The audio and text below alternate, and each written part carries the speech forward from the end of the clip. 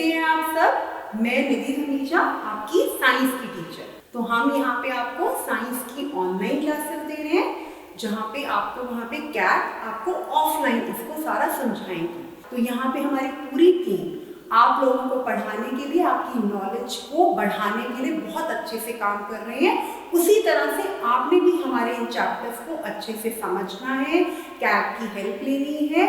और सबसे इम्पॉर्टेंट चीज़, जो भी चैप्टर आप समझ रहे हो, जो भी वीडियो आप देख रहे हो, उसमें जो भी आपको होमवर्क या असाइनमेंट्स दी गई हैं, आपको उनको बहुत अच्छे से करना है। कुछ नहीं समझ आता तो आप कैट की हेल्प ले सकते हो, या हमारी वीडियोस को ही बार बार आप चला के देखकर समझ सकते हो। तो फिर आज का चैप्टर शुरू करें। हेलो बच्चों, कैसे हो? और कर लिया होमवर्क वगैरह? सब कुछ किया अच्छे से? किस किस ने किया? Raise your hand. वही सारे, वही सेम बच्चे। बाकी बच्चे कर रहे हैं होमवर्क, असाइनमेंट्स हो रही है सारी पूरी? होमवर्क असाइनमेंट्स जो आपको भेजी है वो चैप्टर के अकॉर्डिंगली देखते हो बुक में, उनको देख के बुक में से नोटबुक में पूरा करना है, ठीक है बेटा? तो हमने लास्ट क्लास में कौन सा चैप्टर किया था? More about insect. सबको याद है, वेरी गुड। और कितनी चीजें उसमें कवर करी? उसमें क्या क्या चीजें कवर करी? Body structure of an insect और यूजफुल इंसेक्ट्स और okay life cycle of butterfly. तो क्या क्या चीजें कवर करी? हमने कवर किया body structure of an insect, ये कवर किया। ये सबको बहुत टफ लग रहा था। किसने डायग्राम बनाया इसका, इंसेक्ट का पूरा बॉडी स्ट्रक्चर की लेबलिंग के साथ? Body structure of an insect. फिर हमने कवर किया इसमें लाइफ साइकिल, नहीं, इसके बाद हमने कवर किया था बॉडी स्ट्रक्चर के बाद सोशल इंसेक्ट्स, जो सोशली रहते हैं, लाइक एंड्स एंड बीज। सोशल इंसेक्ट्स ये छोटा सा टॉपिक था। उसके बाद हमने किया था लाइफ साइकिल ऑफ बटरफ्लाई, जो हम रिप्रोडक्शन इन एनिमल्स में भी कवर कर चुके हैं। Life cycle of butterfly. उसके बाद हुआ हमारा यूजफुल इंसेक्ट्स। कौन से इंसेक्ट्स यूजफुल हैं और उनसे हमें क्या क्या चीजें मिलती हैं। अच्छा, body structure of an insect तो सब बच्चों ने मुझे दिखाया है, और कैट्स ने मुझे फोटोज भी भेजी है कि आपने उनकी डायग्राम कैसे बनाया है और उसका हेड, थॉरेक्स और एब्डोमेन कैसे उसकी लेबलिंग करके कवर किया है। ये body structure of an insect बार बार बोले बच्चा, इसका पूरा अच्छे से इंसेक्ट का डायग्राम बना के इसके बॉडी स्ट्रक्चर को लेबल करोगे। ये हो गया सबका। सोशल इंसेक्ट की सिर्फ रीडिंग करनी है, उसमें कुछ नहीं करना। और जो ये लास्ट ये वाला है लाइफ साइकिल ऑफ बटरफ्लाई, जो आपने रिप्रोडक्शन इन एनिमल्स में सबकी लाइफ साइकिल पढ़ी थी, life cycle of cockroach, life cycle of bird. इसमें आपने बटरफ्लाई की भी पढ़ी थी कि लाइफ साइकिल ऑफ बटरफ्लाई कैसे होता है। इस चैप्टर में भी आपने कवर किया है कि लाइफ साइकिल ऑफ बटरफ्लाई कैसे होता है। कैसे शुरू करते थे हम इसको कि अडल्ट बटरफ्लाई जो है, अडल्ट बटरफ्लाई बहुत ब्यूटीफुल होती है ना, ये मैमल नहीं है, ये बटरफ्लाई जो है वो एग ले करते हैं। तो अडल्ट बटरफ्लाई ने एग ले किया। एग्स ने क्या किया? एग्स में से एग्स जब हैच आउट हुए, टूट के उसमें से लार्वा निकला, जिसको हम कैटरपिलर कहते हैं। वो अडल्ट बटरफ्लाई नहीं है, वो कैटरपिलर से ही आगे बटरफ्लाई बनती है। उस कैटरपिलर ने क्या फीड किया? वो जितनी भी लीव्स हैं या फ्लावर्स हैं उनको फीड करके उसने अपने आसपास से कोकून बनाया, और उस कोकून में से अडल्ट बटरफ्लाई निकल गई, ठीक है? तो ये हमने लाइफ साइकिल ऑफ बटरफ्लाई में 4 स्टेजेस कवर करी थी। कितनी स्टेजेस कवर की थी? 4। और मैंने आपको बोला था लाइफ साइकिल ऑफ बटरफ्लाई की भी चारों स्टेजेस को आप बना के उनको नंबर 1, नंबर 2, नंबर 3 और नंबर 4 फॉर्म में लिखोगे। उसके बाद हमने कवर किया था यूजफुल इंसेक्ट्स। यूजफुल इंसेक्ट्स में लास्ट वाली क्लास में मैंने बताया था कि किस किस इंसेक्ट की क्या क्या यूजेस हैं और क्या क्या चीजें आप उनसे मिलती हैं। अब हम आएंगे हार्मफुल इंसेक्ट्स। कौन से इंसेक्ट्स आपको हार्म देते हैं, नुकसान होता है, ठीक है? तो अब हमारा नेक्स्ट टॉपिक है हार्मफुल इंसेक्ट्स।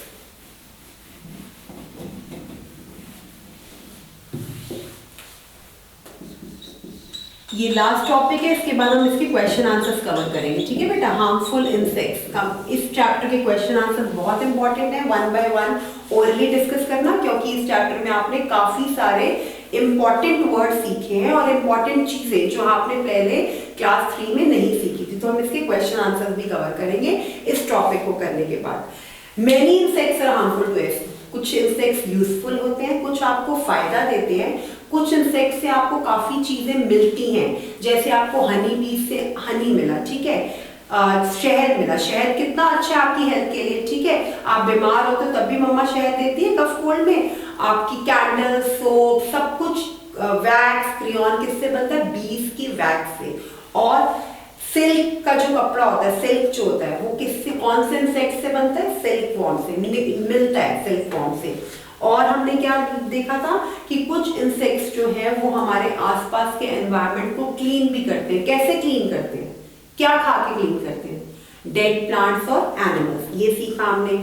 एक हमने लास्ट पॉइंट ये देखा था कि कुछ इंसेक्ट्स आपके जो प्लांट्स के सीड होते हैं उनको लेके इधर उधर डिस्पर्स करते हैं, डिस्पर्सल ऑफ सीड की हेल्प करते हैं, ताकि उससे हमारे नए प्लांट्स ग्रो हो पाए।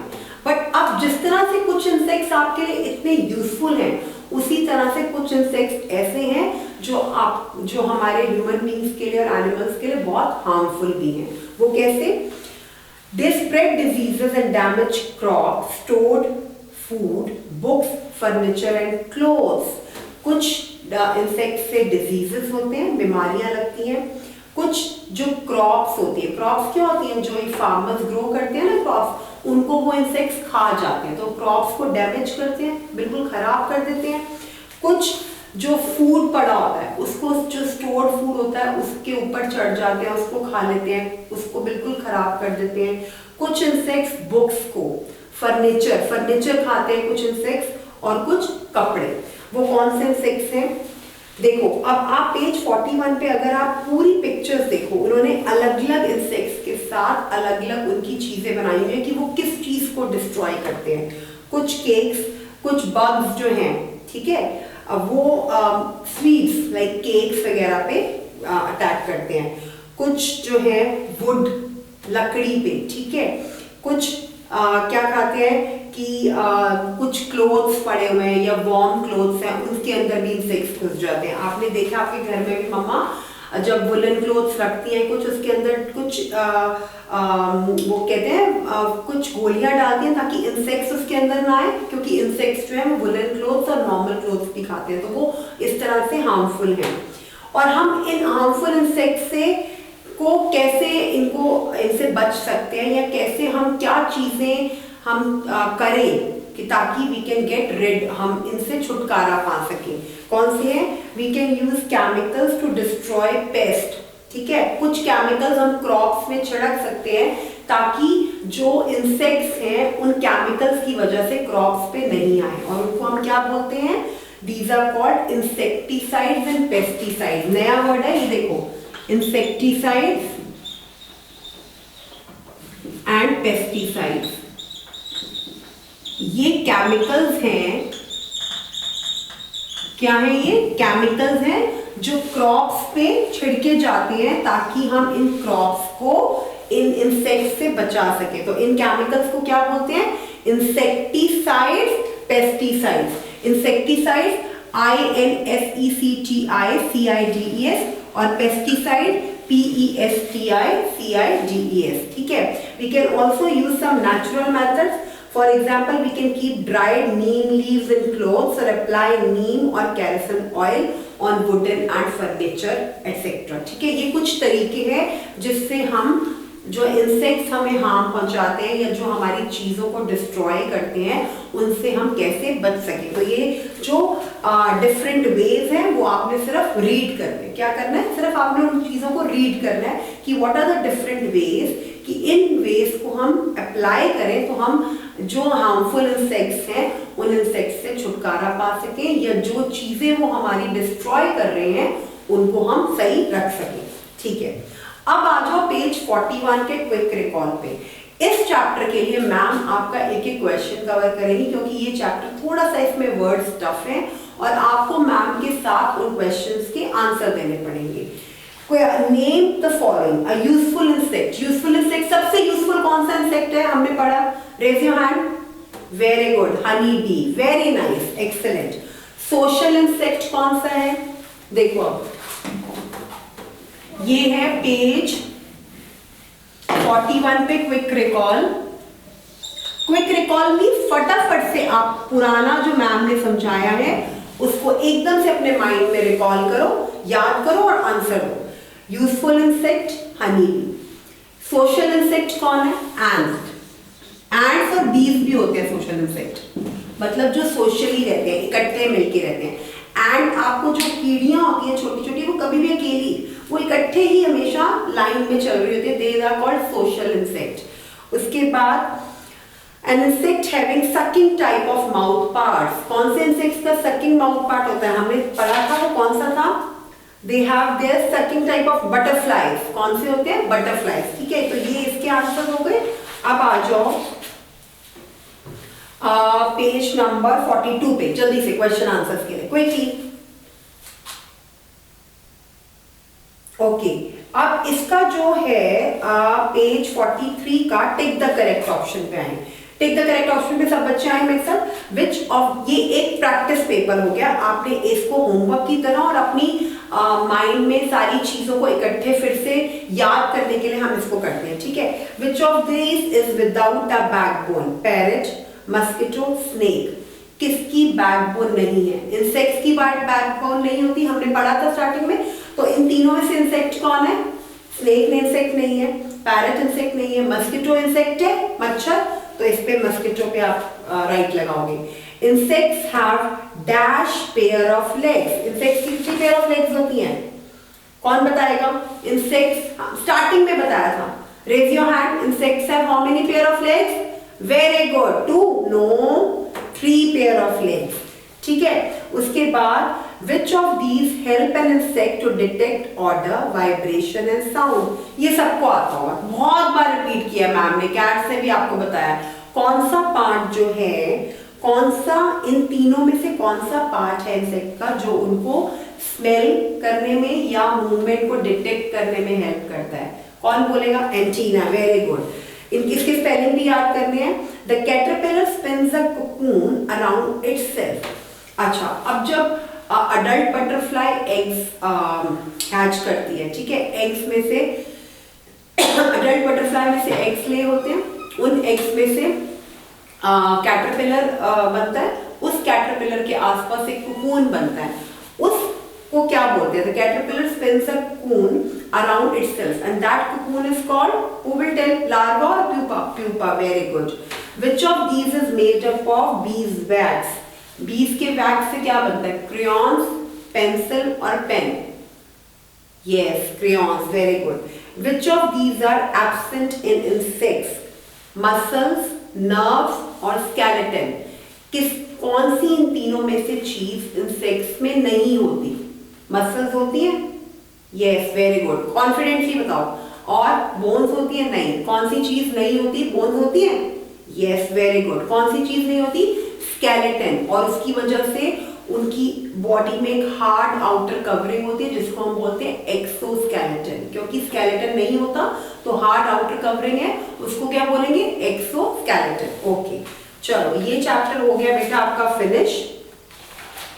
इसका जो पेज 44 वाली एक्टिविटीज हैं, ये वाली एक्टिविटीज आपको इसको एज अ होमवर्क नहीं करना, ये ग्रुप एक्टिविटी है। ये आप क्लास में जो होमवर्क असाइनमेंट्स हैं, उन होमवर्क असाइनमेंट्स में मैंने आपको लिखा है कि उन होमवर्क असाइनमेंट में आपने कुछ ऐसी चीजें करनी है जो लेजर टाइम, जैसे क्रॉसवर्ड पजल है या आपका वेब चार्ट है, ये चीजें आप एज अ होमवर्क बुक में खुद करो, क्योंकि वो बहुत इंटरेस्टिंग है। आप चैप्टर रीड करोगे तो उसके अकॉर्डिंगली आप उस वेब चार्ट को बना लोगे और क्रॉसवर्ड पजल से कुछ वर्ड्स जो इंसेक्ट्स वाले चैप्टर से रिलेटेड ही हैं, उन वर्ड्स को आप निकालोगे। ठीक है, तो ये चैप्टर फिनिश हो गया। इस चैप्टर का जो होमवर्क असाइनमेंट्स हैं वो आपने खुद करने हैं और लेजर टाइम एक्टिविटीज बुक में होंगी। ठीक है, तो अब हम शुरू करते हैं नया चैप्टर। अब आप आ जाओ page number 45। We will be starting new chapter L6। बहुत चीजें पढ़ी एनिमल्स के बारे में, प्लांट्स के बारे में, ग्रीन प्लांट्स फूड प्रोड्यूसर, ये भी देख लिया कि how plants make food and how they provide oxygen to human beings and take the carbon dioxide from the environment. Green plants के बारे में पढ़ लिया, ठीक है। फिर आपने पढ़ा adaptation for the survival of plants, कि डिफरेंट डिफरेंट प्लांट्स में कौन कौन से ऐसे फीचर्स हैं या उनकी बॉडी में क्या अडैप्टेशंस हैं जिसकी वजह से वो अलग अलग हैबिटेट पे रह पाते हैं। उसके बाद आपने किया रिप्रोडक्शन इन एनिमल्स। उसमें आपने क्या पढ़ा कि कुछ animals give birth to the young ones like human beings, मतलब उन एनिमल्स को हम क्या बोलते थे, मैमल्स, और कुछ एनिमल्स सिर्फ ले एग्स, ठीक है। वो उसमें हमने सारी लाइफ साइकिल्स कवर करी। फिर आपने जैसे प्लांट्स में अडेप्टेशन पढ़ा था, फिर आपने पढ़ा adaptation for the survival in animals, कि एनिमल्स में डिफरेंट डिफरेंट कैटेगरीज है एनिमल्स की, कि टेरेस्ट्रियल एनिमल्स हैं, एम्फिबियंस हैं, एक्वेटिक एनिमल्स हैं, और आर्बोरियल एनिमल्स हैं, एरियल एनिमल्स हैं। डिफरेंट डिफरेंट एनिमल्स की क्या क्या बॉडी अडेप्टेशंस हैं जिस वजह से वो अपने हैबिटेट में, अपने एनवायरनमेंट में रह पाते हैं, ठीक है। ये हमने सारा adaptation for survival in animals पढ़ा। उसमें आपने अडेप्टेशन फॉर फूड भी पढ़ा और अडेप्टेशन फॉर हैबिटेट भी पढ़ा। वो चीज पढ़ी, एक उन्होंने अपने फूड को सर्च करने के लिए या अपने खाने जो भी उनका खाना है, जैसे हर्बीवोरस का अलग टाइप का खाना है, कार्निवोरस का अलग है, ओमनीवोरस का अलग है, तो अलग अलग खानों के हिसाब से कौन से जो एनिमल्स हैं किस तरह की उनकी बॉडी की अडेप्टेशंस हैं। फिर एक लास्ट आपने टॉपिक पढ़ा था कि अडेप्टेशंस फॉर प्रोटेक्शन, कि आपकी एनिमल्स की बॉडी में उन्होंने किस तरह से अपनी बॉडी को, कैसे वो कैमोफ्लेज, कैसे वो कलर चेंज करके अपनी बॉडी को अपनी एनिमीज से प्रोटेक्ट करते हैं, और उनकी बॉडी में क्या क्या अडेप्टेशंस होती हैं कि वो अपने आप को, अपनी एनिमल, अपने प्रेडिएटर्स और अपनी एनिमी से प्रोटेक्ट करते हैं। यहाँ तक हो गया adaptation for survival in animals. जब आपका एनिमल्स तक का सारा कवर हो गया, फिर हमने कवर किया मोर अबाउट इंसेक्ट्स, कि इंसेक्ट्स जो है वो आपके एनिमल्स से अलग है, ठीक है। वो एनिमल्स में, एक्वेटिक एनिमल्स में सब जगह पे इंसेक्ट्स आप अपने सराउंडिंग्स में, अपनी जगहों पे देख पाते हो, लेकिन इंसेक्ट्स के बारे में ज्यादा जानने के लिए हमने चैप्टर को कवर किया, और उसका आपने बहुत अच्छे से मुझे रिस्पॉन्स दिया है। उसमें आपने सारा बॉडी पार्ट्स और उसके डायग्राम्स वगैरह कवर किए, ठीक है। उसमें आपने यूजफुल और हार्मफुल इंसेक्ट्स के बारे में जाना, सोशल इंसेक्ट्स के बारे में जाना, और आपने लिखा कि बटरफ्लाई की लाइफ साइकिल क्या होती है, और मेन जो सबसे इम्पोर्टेंट था कि बॉडी स्ट्रक्चर ऑफ इंसेक्ट कैसा है, कि स्ट्रक्चर जो है बॉडी, जो इंसेक्ट का स्ट्रक्चर है, बॉडी स्ट्रक्चर, वो कितने पार्ट्स में डिवाइडेड है और हर एक पार्ट का क्या क्या फंक्शन है, ठीक है। उसके लिए जो मेन आप सीखोगे ना बेटा, वो थोड़ा डिफिकल्ट है। उसके लिए मेन आपने डायग्राम और उसके बॉडी पार्ट्स के बारे में ही सीखना है। अब हम नया चैप्टर कवर करेंगे फूड से रिलेटेड, जो कि बहुत इंपॉर्टेंट है आपके लिए, फूड एंड न्यूट्रिशन। क्या है chapter name? Food and nutrition. Food सबको पता है, what is the meaning of nutrition. Class 3 का आपको याद है, हमने न्यूट्रिशन, न्यूट्रिशियस वैल्यूज और फूड से रिलेटेड चैप्टर किए थे। फूड मतलब खाना। आपको ग्रो करना है, सरवाइव करना है, उसके लिए आपको एनर्जी चाहिए। एनर्जी किससे मिलती है? किससे मिलती है सबको पता है? फूड से, यस, खाने से। और ये खाना हमारी बॉडी में पोषक तत्व, मतलब हमारी बॉडी में न्यूट्रिशन देता है, हमारी बॉडी को सरवाइव करने के लिए और बड़ा करने के लिए, ग्रो करने के लिए हेल्प करता है। क्या हेल्प करता है? न्यूट्रिशियस फूड खाओगे, अच्छा खाना खाओगे। मम्मा कहती है जंक फूड नहीं खाना, ठीक है। अच्छा ग्रीन वेजिटेबल्स, अच्छे प्रोटीन्स, विटामिन्स खाओगे तो आपको न्यूट्रिशन मिलेगा। न्यूट्रिशन मतलब ये न्यूट्रिशियस वैल्यू आपके फूड में होगी, तभी तो आप अच्छे से बड़े होगे, अच्छे से ग्रो करोगे। तो इस चैप्टर में हम फूड और न्यूट्रिशन के बारे में करेंगे, क्योंकि हमने प्लांट्स, एनिमल्स के बारे में बड़ा पढ़ लिया। अब हम ये देखेंगे हमने अपनी बॉडी को कैसे ग्रो करना है, और उसके लिए हमें क्या चाहिए? फूड। चलो अब चैप्टर 6 स्टार्ट करते हैं, थोड़ी सी इसकी रीडिंग शुरू करते हैं। पेज 45 निकालिए प्लीज सब। How do you feel if you do not have food for 1 or 2 days? Okay, अच्छा, अब खाना तो सबको अच्छा लगता है, ठीक है। अच्छा, और आपकी टेस्ट का खाना हो तो और भी मजा आ जाता है आपको। आपको कैसा लगेगा अगर आप आप 1 या 2 दिन के लिए आपको खाना नहीं मिले, रह पाओगे? नहीं, बिल्कुल भी नहीं। भूख लगेगी ना बहुत तेज, ठीक है। यू मे फील एग्जॉस्ट, आपको बहुत वीकनेस फील होगी, आपको लगेगा कोई काम नहीं कर पाओगे, आपकी बॉडी में एनर्जी नहीं होगी। तो food is very very important for your what daily activities. जो आपने रोज काम करना है, आपने अपना होमवर्क करना है, स्कूल जाना है, घर आना है, खेलना है, पढ़ाई करनी है, सारी चीजें किससे मिलती हैं? एनर्जी, बॉडी में एनर्जी से। और बॉडी में एनर्जी कहाँ से मिलती है? फूड से। तो food is very very important, और वो भी अच्छा फूड, ठीक है। Now think of young child who is deprived of food, we will be able to grow and live healthy life. The answer is no. अगर किसी बच्चे को अच्छा खाना, किसी भी बच्चे को क्या, बड़ा भी कोई भी, किसी को अच्छा खाना नहीं मिल पा रहा, तो वो ग्रो कर पाएगा, सरवाइव कर पाएगा? नो, ठीक है। तो all living beings need food to survive. जितने भी लिविंग बीइंग्स हैं, चाहे वो प्लांट हो, plant is also living being, animals हो, और खास करके हम ह्यूमन बीइंग, सबको खाना चाहिए जिंदा रहने के लिए, ग्रो करने के लिए। Our body uses the food we eat to obtain energy for various internal activities. हमारी बॉडी को फूड चाहिए सारी एक्टिविटीज हमारी परफॉर्म करने के लिए। हमारे अंदर की इंटरनल एक्टिविटीज, जैसे हम सांस ले रहे हैं, हम खाने को डाइजेस्ट कर रहे हैं, जितने भी हमारी बॉडी में ऑर्गन सिस्टम है, इन सब के पास खाना पहुंच जाना चाहिए, ताकि ये ऑर्गन सिस्टम्स अच्छे से वर्क कर सके, ठीक है। फिजिकल एक्टिविटीज कौन सी होती हैं? आप जब खेलते हो, ठीक है, ये जो खेलने जाते हो ना बाहर, स्कूल के बाद खेलने जाते हो, वॉक करते हो, रनिंग करते हो, ये सारी एक्टिविटीज किस लिए पॉसिबल है? सिर्फ और सिर्फ फूड से। Food also help in the growth of our body, it protects us from many diseases, ठीक है। फूड हमें सरवाइव करने में, हमारी बॉडी को ग्रो करने में, हमें एनर्जी देने में, सब में फूड हेल्पफुल है। और फूड जो है हमारी बेसिक नीड, मतलब बहुत जरूरी। बिना फूड के जब खाना ही नहीं खाओगे तो एनर्जी नहीं आएगी, जब एनर्जी नहीं आएगी तो कोई काम नहीं कर पाओगे, कोई काम नहीं कर पाओगे तो बॉडी से आगे कुछ सरवाइव कुछ कर पाओगे इसके बाद? नहीं। तो इसलिए food is very very important for आगे लाइफ जीने के लिए, सरवाइव करने के लिए food is very very important.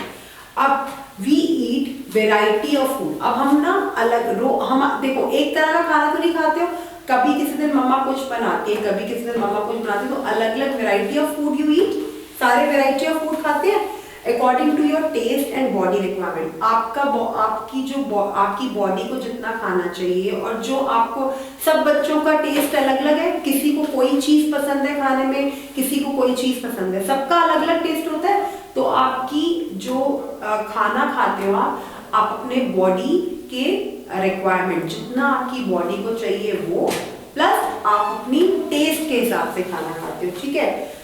कुछ खाना अच्छा, किसी को अब आपने एक कैट्स को अपनी क्लास में डिस्कशन में बताना है कि किसको क्या क्या खाना पसंद है। आपको सब बच्चों ने बताना है, ओरली बताना, लिखना नहीं।